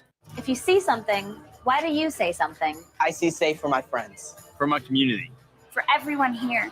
We all have something worth protecting, a why that unifies us. Report suspicious activity to local authorities. If you see something, say something. El Paso's News Radio 690 KTSM. Live from the KTSM AM 690 studios, it's Talk El Paso with Andrew J. Polk. To be a part of the show, call 915-544-KTSM or follow on Facebook at facebook.com/Talk El Paso. Now here's your host, Andrew J. Polk. Thank you all so very much for joining us here for Talk El Paso, airing live on News Radio 690 KTSM. I'm your host, Andrew J. Polk. Thank you for tuning in, however you may be doing so, be it on air, online, live streaming through the free and reliable iHeartRadio app, or joining us over on the various social media pages, Facebook, YouTube, Twitter, and Twitch.tv, either under Andrew J. Polk or Talk El Paso. pretty much all of those here. Again, Twitter's more of a DM thing, but if you really want to get at us, you definitely can, particularly at this point during the show. Well, for the most part anyway. We do have that phone line open, full up at the moment, but the number to call is 915-544-5876, 544-KTSM. A lot of interesting theories going on in some of our comments here, including some callers being the same person. A, that would be amazing voice acting skills, and B, I've technically never seen any of you all in the same room together, so I don't know. Maybe you're all Bruce Wayne for all I know. In any case, a lot of commentary on some of the things, including Ion Grimm saying, well, he said we can't take care of those coming over because it would be amazing to introduce them to Republican and conservatives who believe in hard work, responsibility, and actions, our constitutions and freedoms. Adding, yes, there are Dems who also believe in these things instead of government handouts, programs, and controls. The interesting perspective on that there. RJ saying, the president declares what is classified and declassified. Please learn how it works, and seriously, new codes, how about common sense? I'm just saying, like, if there is an indefinite power to do this here, but there are still certain things that we would take as outrageous if it happened. So that was, I mean, yeah, sure, a hyperbolous example, but I think that would be the response we would have if such a thing were to happen here. And I think we can agree it is not carte blanche for sure here. And a lot more combo. Let's go back to those phone lines now. Again, the number to call there if you want to squeeze in, 915-544-5876, 544-KTSM. We do have Jamie on the west side here with us right now. Jamie, thanks for joining us. Yes. I just wanted to comment on that caller. Mm-hmm. You should be going, instead of going off on the president and conservatives, you should be going off on Hillary Clinton and what she did, and Biden and his son and what they're doing, what they did. Nothing compared to what the president did. All right. I mean, well, thank you for the point in the car there. Okay. All right. I appreciate the call. You have a good one. You too. I mean, there's a lot of comparisons being made here. I mean, there's some whataboutism, but I mean, we can take both of these situations separately and seriously on their own is the way I generally feel about it. One does certainly not excuse the other, I guess, is what comes up some ways. Well, if they did it, it's fine. Or, well, if they did it, why aren't they I mean, yeah, they're bad. They're both bad. We can say that. And I feel no compunction about saying that. There tends to be a lot of, let's just say, axe grinding about, well, I don't like what happened to the people I like. I don't care what about having the people I don't like, which is just, sure, you're entitled to your opinion, but I'm going to disagree with you on that point here. Anyway, back to the phone lines now again, 915-544-5876, 544-KTSM. Oh, and the description of some people and how they are describing other things. If you haven't looked at our comment section, if you're not like driving or something, you really need to. They're primarily from the Facebook page, but let's go back to the phone line here. We do have Jerry on the northwest side of town with us right now. Jerry, thanks for joining us. Well, thank you, Andrew, for taking my call. And I'm going to expand on Jamie's point because when the FBI chief officer Comey investigated Hillary Clinton, he became judge, jury, and executioner, or non-executioner in this case.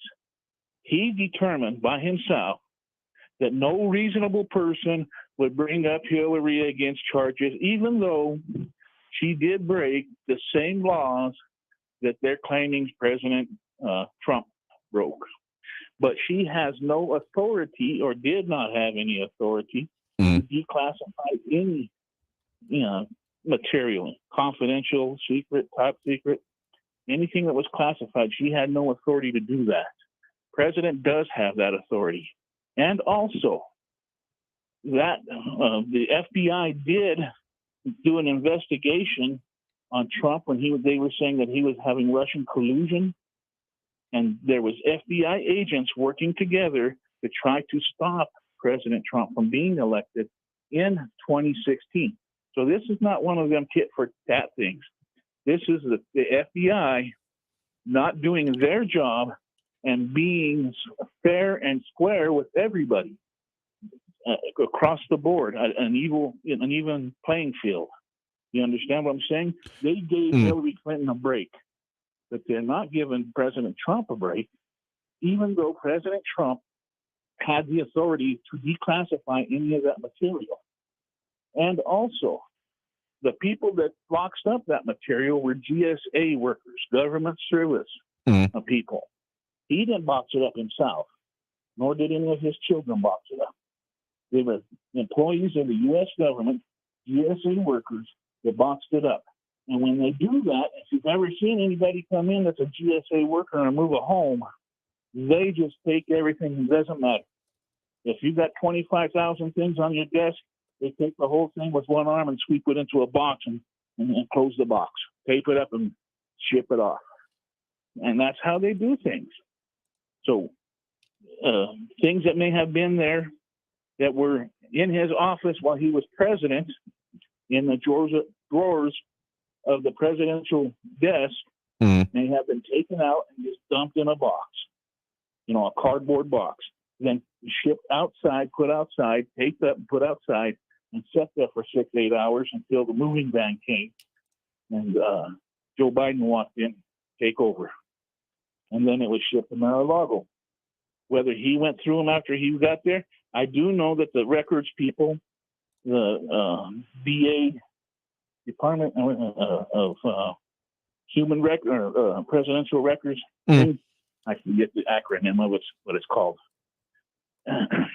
Anyway, I do know that they went in February 2021 and talked with Mr. Trump, and they sat down and they went through a lot of them boxes. And they took out 15 boxes at that time.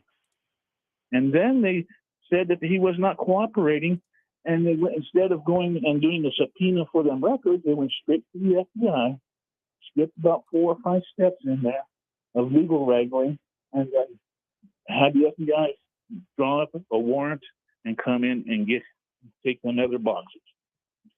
Now they're putting out pictures of secrets on the carpet in President Trump's office. If you haven't seen that on the internet, I'm sure that President Trump did not have secret stuff laying around. That was a staged thing that people that don't like President Trump like. People just have the same thought as Frankie or your other mental case from the Northeast that hate Trump. They got hate the orange guy bad syndrome. Trump hate derangement syndrome, real bad. I've never seen it so bad in other people. They just hate him for some reason, and I can't figure out why they hate him. They don't even know the man. And in fact, I bet you before he became president, if they were to meet him and he was a celebrity from The Apprentice, then they would be asking him for his autograph. Well, thank you, Andrew, for letting me have my piece. And I hope, Frank, you do understand a little bit more now. You have a good day, sir. You too. Thank you for the point in the call. You have a good one there. Let me just say, you got some speculation there on how the documents came here. I'm not saying you're unreasonable here, but ultimately it is speculation, which is very much why the other side of this, why I would want there to be a full investigation, but also to delve a little bit deeper into there, why the concept of unpoliticized law enforcement here, of them being impartial and not letting politics get into it, is a critical component of the rule of law. Because if you start looking at things being subject to the whim of those in power, and sure, I know that there are some people to whom that would appeal, as long as it's their folks in power there, which is why that is just such a messed up concept and why we don't want that to be in place. As much as there was talk during the previous administration of there being, the impartial, actual law enforcement and federal law enforcement, and that was very bad for there to be influence on it there, that pendulum swings both ways. And to say, or really the scythe cuts both ways, because not saying that, it's impartial, bad when it's a focus on us, but it's fine if we're not impartial and focus on other people, that dog will never hunt. And that's why that focus really needs to be made even clearer here. So to answer kind of a couple of questions that have been brought up here, we are in somewhat unprecedented legal territory when it comes to a lot of this. And yeah, I've seen the pictures on the carpet where you're talking about here, the supposed leaks from it. I'll take it with a grain of salt till I see, something actually officially released. But also the idea of the 25th Amendment being used here, it was often talked about during the previous administration as well. Honestly, as much as it is an amendment of the Constitution of the United States, it is still largely untested. It's never been used. So how it would actually be implemented, or if it would just be something, talking about removing from incompetency, as was brought up there, it's not clear that would actually work, because technically then the only remedy that is then required to be done is for the president to write a letter back saying, no, I'm not mentally incompetent, that is. and therefore might go to removal, which would essentially be impeachment proceedings. So let's just say a mess if that were actually to be done, unless the president were, like, say, literally physically incapacitated, which, again, to my knowledge and understanding, has not happened as of yet here. So we got to take that next break right now. Coming out of this break, we are going to talk further about, many of the things affecting us here in the Borderland. Take more of those calls and get to more of the comments there. So if you want to get on the line, that number to do so is 915-544-5876, 915-544-KTSM. Back after this break with more Talk El Paso here on News Radio 690 KTSM. Stay tuned.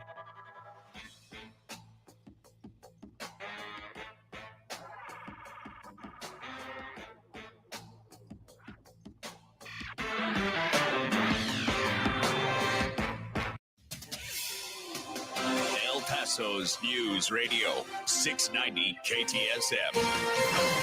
Hello, everyone. This is Robert Olguin with your KFOX 14 News Update. A 27-year-old man who coached at Fabens High School was arrested for allegedly having sex with a student. Cale James Danielson turned himself into authorities on August 17th. According to the El Paso County Sheriff's Office, investigators learned that Danielson had an improper relationship with a student. He's also accused of sending inappropriate texts to a student. According to the investigation, Danielson had sex with a student in the school's locker room. He is no longer employed by the Fabens School District. The El Paso Police Department is facing a drastic officer shortage, and that's causing even longer response times. That's according to an interview with the El Paso Police Department. An officer tells KFOX 14 they have about 1,000 officers on the force, but they need hundreds more to keep up with El Paso's growth. El Paso PD Public Information Officer Robert Gomez said that recruiting is down and that people aren't applying as they used to. It's an issue affecting police departments across the country. This has been your KFOX 14 News Update. I'm Robert Olguin.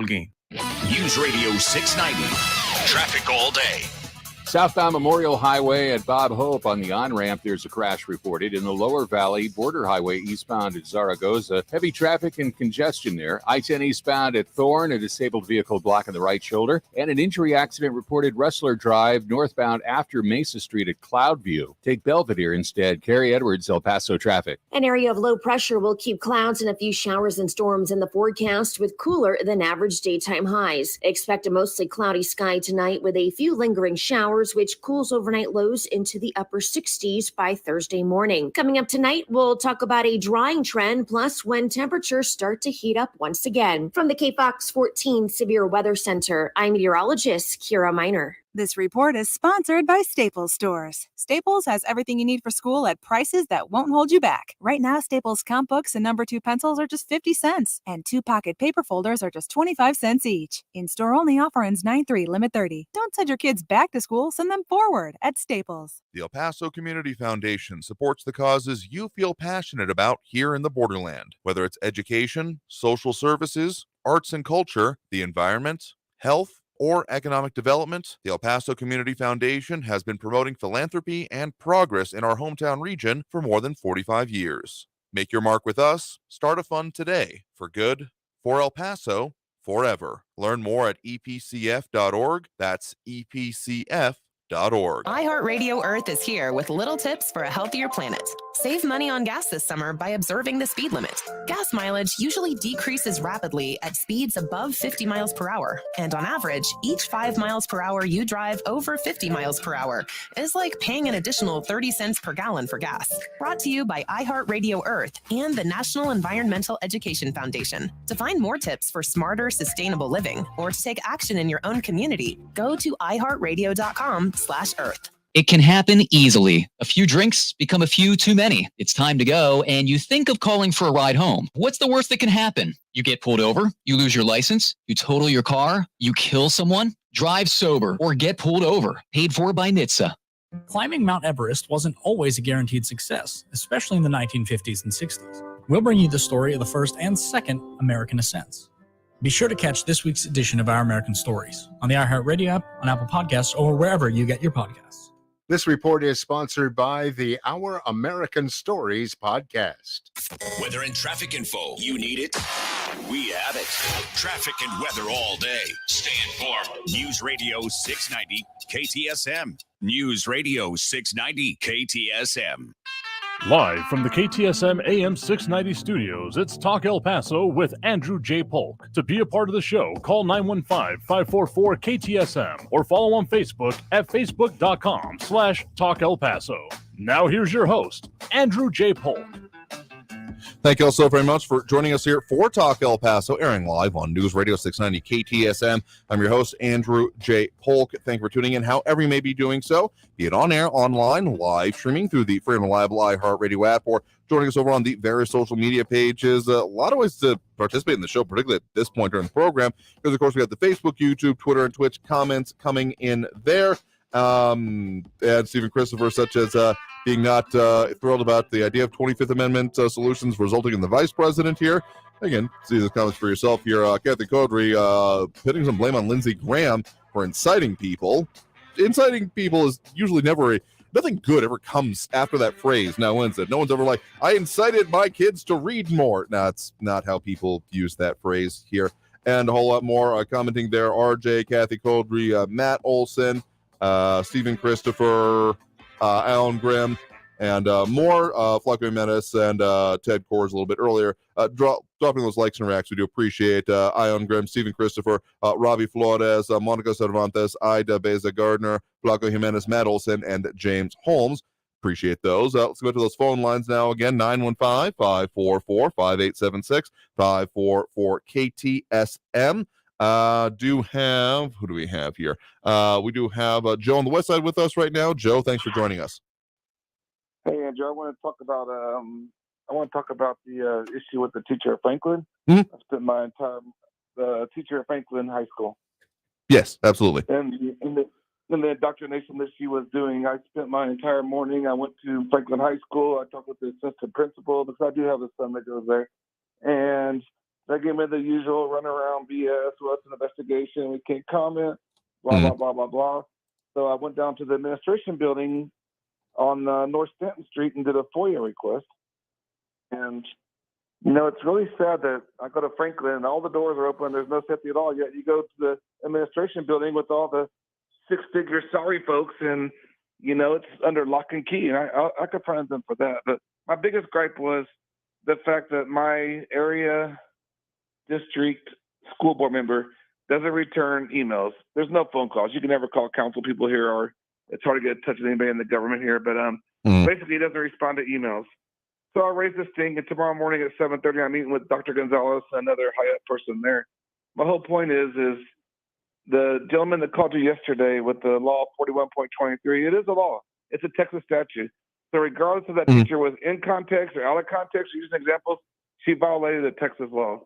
The good news is, and nobody in the media knows this yet, she is no longer at the school, and she's not around kids until the investigation is finished. That's the good news. The bad news is I'm sure we're going to pay for her salary while she sits in the administration building shuffling around books or whatever. And, Andrew, I want to confront you on the fact that you're being an enabler for these people like Raul and Frankie. When they mentioned all this, Trump that, say, well, what happened with the Russian collusion? What happened with the university scandal? What happened with the taxes? You don't confront these delusional people. You're like feeding into their schizophrenia or their delusions by not confronting them for all the other false accusations that were proved wrong. And you're giving them airtime, and it's just basically a waste of airtime for most of your listeners. And lastly, I want every conservative out there to go to the school board meeting on North Stanton Drive, and I got the date right here. I want every person to go to the school board meeting on North Stanton Drive on September the 20th. It's at 5 p.m. Get there at 4:45 or earlier so you can sign up for the agenda, and we can start confronting the district about these indoctrination teachers. It's got to stop. I've been fighting the district since my kids were at Polk Elementary, then Hornado, yada, yada, yada. I'm sick and tired of it. I took the whole day off to fight this issue, but I need more parents to join me. Let's stop being passive. Let's all meet on Tuesday, September the 20th at 1014 North Stanton, 4 o'clock. We'll go upstairs. We'll sign to be on the agenda, and let's bombard them, man. If we sit back and just talk about it and complain and gripe, nothing's going to get done. Thank you, Andrew. Sure thing. Thank you for the point in the call. Do appreciate it there. Okay, to your initial point about being still upset about the bringing up of those issues. I mean, okay, if you have issues with the particular thing coming there, I guess the way I come down to it is yeah, there are lines, of course, that I wouldn't want crossed even in an educational setting, but the simple discussion of the phrases such as pedophile and minor attracted persons here, I guess I don't take great offense to the concepts being discussed, particularly in the way that the context has been further brought up there. So if you take further umbrage with that, of course, you're entitled to your opinion here. Let me just say on your last point there about going to the school board meeting, you're fully, of course, entitled and ready to do that here. Just remember, you are dealing with other human beings, even if you have issues with them. And to make your points, don't let how you're making your point dictate how your point is taken. Make your point, make it clear, make it impacting, but just say that don't be one of those internet videos we've all seen at this point here of someone going off incoherently screaming here, because if you it may feel kind of good to you in the moment here, but let's think, what do you actually want to get done and how do you actually expect to achieve that, and let that be your driving goal there. To your middle point, though, however, I will say this. The idea of enabling someone by giving them a chance to speak here is a very interesting one here. The concept of free speech is often kind of a misunderstood one here in this day and age here, because freedom of speech does not mean freedom of people to speak only what you agree with. You're free to disagree with it here, as is kind of evidenced by your phone call, I guess I would say. The ability to then say, no, I disagree with that and don't like it here. And anytime I've even brought up the concept of like fact checking, or some years ago it was the idea of being a fact-based show, people saying, no, we don't want that as part of it here. I don't have the 8 other versions of me it would take to fact check everything we talk about on this show, even on a weekly basis, much less every single day kind of thing here. But seriously, the idea of free speech and saying, well, I'll freedom for all speech except for like that guy. I don't like that guy. We're not going to hear from that guy anymore.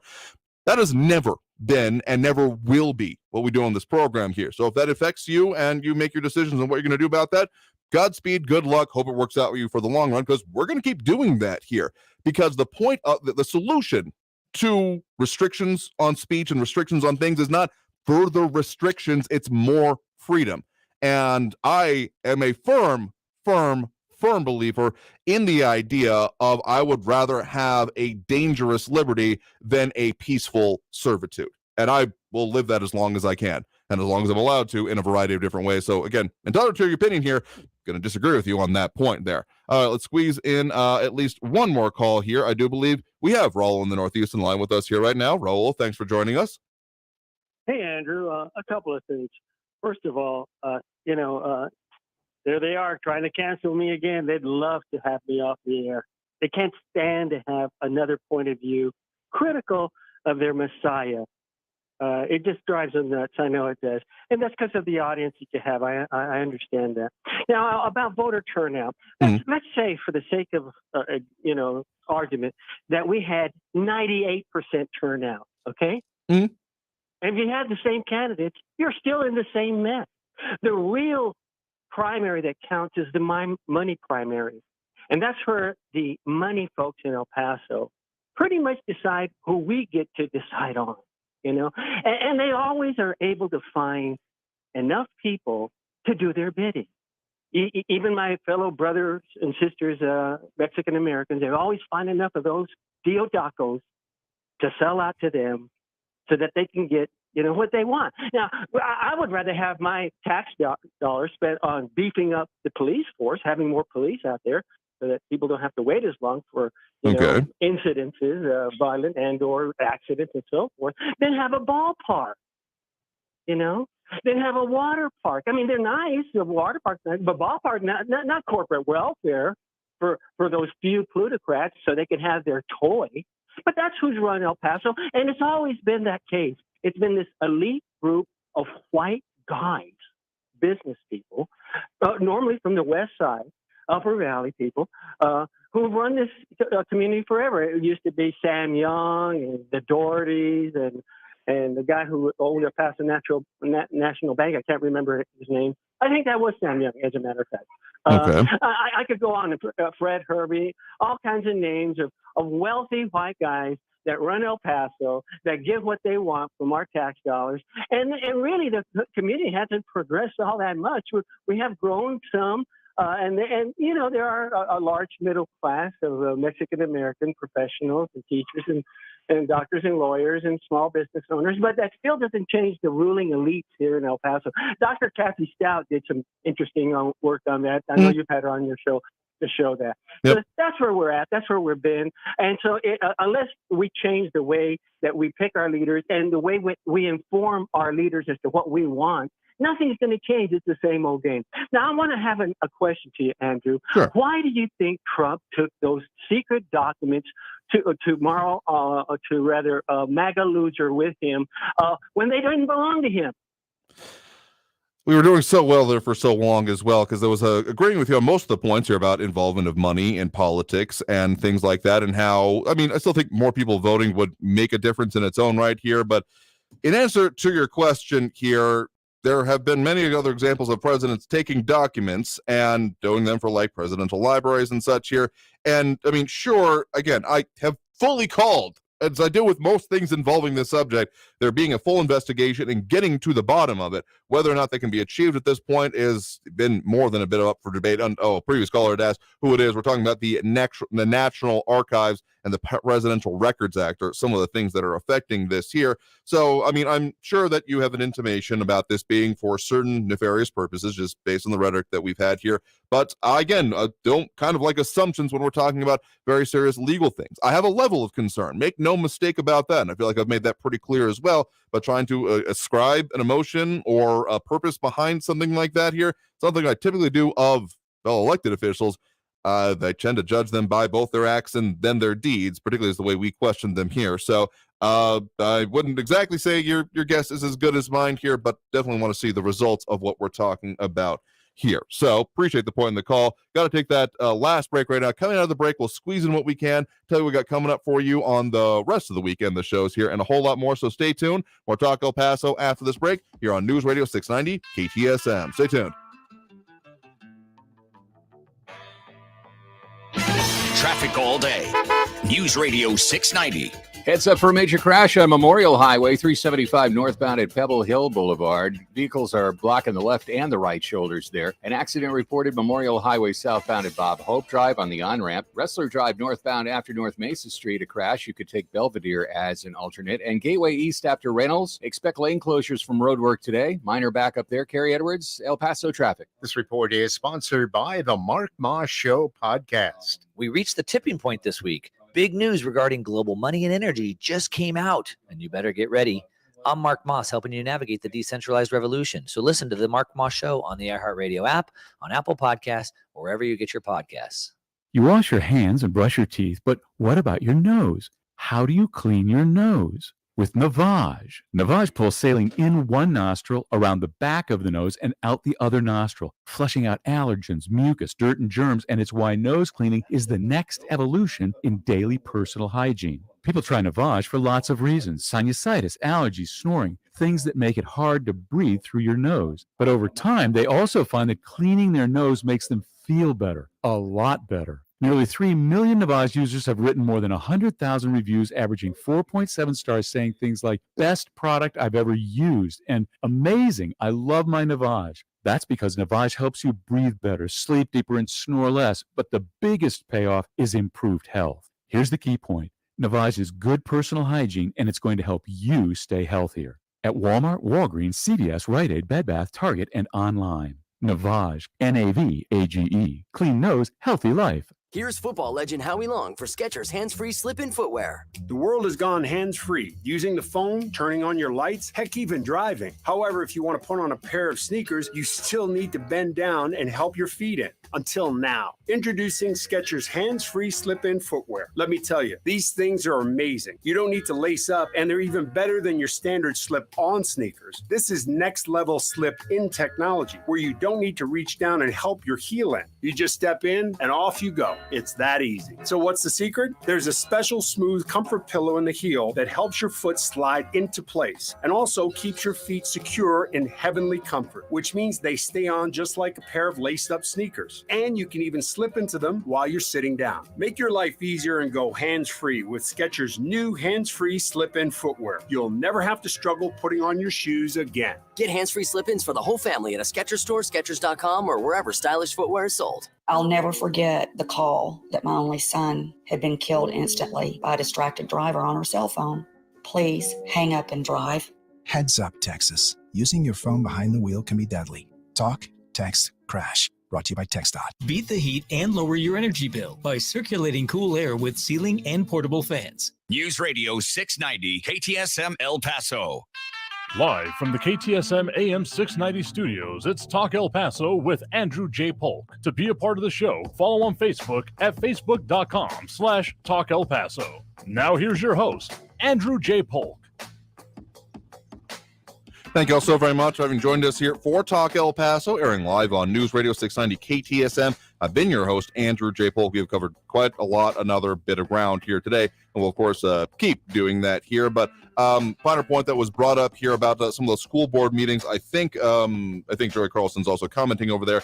I think you're talking about the Socorro Independent School District board meeting. I see one on their calendar that is coming up for the 20th, as you mentioned there. It looks like the next one for EPISD. It's actually going to be on the 28th of the month here. And they're having at Charter Bond Advisory Committee, I believe is that one it is. And then for YISD, their next one is on the 14th, specifically 6 p.m. at their central office on 9600 Sims. So just look up for your districts there to see what it is. But I'm just saying, again, think about what your goals and purposes and how you'll achieve those here. We'll squeeze in at least a couple more quick ones if we can here. We do have a Kevin on the east side with us right now. Kevin, thanks for joining us. Hi, Andrew. Thank you. I would like, in this case, to agree with Raul in a way, up to a certain point, that we don't need anyone to be censored. We have freedom of speech in this country, and your program is one of the best that we have for displaying that. And I'd like to see you on for another hour, but in the meantime, people on my side and on the other side need to learn. If you don't like something that the person is saying, come up with your own solutions or your own suggestions instead of trying to say, well, you didn't confront that guy enough, and you didn't do this, and you didn't do that. You have a wonderful show, and people need to appreciate this, and they have more of a chance to talk to you and all El Paso than they do of calling up Hannity or Levin or one of those kind of guys who are national. This is fantastic. Keep up the good work. And I know you're not going to let these people get you down or try to change the format of your show. It's marvelous. And everyone, including Raul, me, and a whole bunch of people, we should appreciate that, put it that way. And, keep going as you're doing, okay? That's all I got to say. Thank you, Andrew. Sure thing. Appreciate the point in the call. You have a good one there. Too. All right, I think we have time for one more quick one. Do you have Tony on the west side? Tony, we got about 30 seconds. Very quickly, when we got rid of the 10 Commandments, religion, Jesus, prayer, all that stuff, which sounded very logical at the time, it was religion, you didn't want to mix it with government. Well, guess what? The reason, as soon as we got that out, the vacuum, you got to fill the vacuum. And these perverts came in. That fellow that talked about the school board meeting, we got to go because these teachers are not teaching reading, writing, and math anymore. They're teaching morality, and it's not biblical morality. It's the morality that'll destroy your kids. That's what happens when you get rid of God out of the schools. The anti-God comes in. Thank you, Andrew. Sure thing. Thank you for the point in the call, and we will have to leave it there for today because we are super out of time, but we'll, of course, do it tomorrow. Forgot to tell you, we got coming up a discussion with UMC on those certificates of obligation. That ever so slightly minor issue. So we're not stopping this by any means, but we'll keep doing it tomorrow. So thank you all very much for tuning in. Stay safe out there. Look twice for motorcycles when down the road. Have a great evening, y'all. We'll see you tomorrow.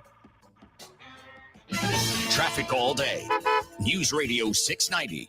Heads up for a major crash on Memorial Highway 375 northbound at Pebble Hill Boulevard. Vehicles are blocking the left and the right shoulders there. An accident reported Memorial Highway southbound at Bob Hope Drive on the on-ramp. Wrestler Drive northbound after North Mesa Street, a crash. You could take Belvedere as an alternate. And Gateway East after Reynolds. Expect lane closures from road work today. Minor backup there. Kerry Edwards, El Paso traffic. Portions of the following program were pre-recorded. Traffic's bad enough without Mother Nature adding to your headache. Traffic and weather all day. Stay informed with El Paso's News Radio 690 KTSM.